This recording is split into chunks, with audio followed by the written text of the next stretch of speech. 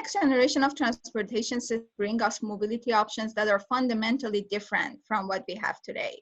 Not only because we will have access to new exciting modes of transportation, such as autonomous vehicles and drones, but maybe even more importantly, because they will change the utility of traveling. Mobility for me is more than just taking people from point A to point B.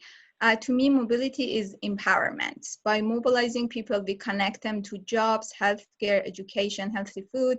And so mobility is providing affordable, sustainable, timely, and reliable access to resources. I think the sharing economy in general is what will be shaping the next generation of transportation systems in many different ways.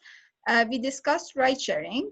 Ride sharing has been around for multiple decades, but it wasn't successful before, similar to any other implementations of the sharing economy. And that is because we didn't have the right technological enablers for it.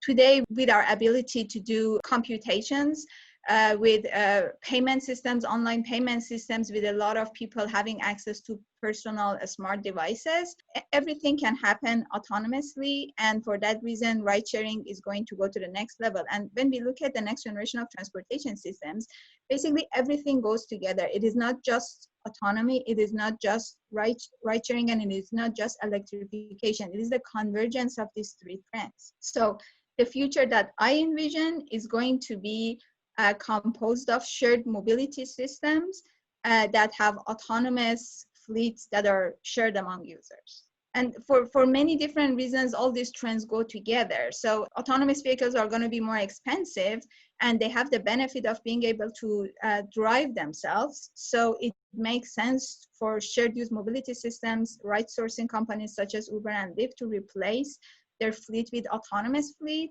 but they're going to be using a shared setting, and they're going to be electrified again for many different reasons. Autonomous vehicles are more compatible with electric propulsion, and environmentally they are more sustainable.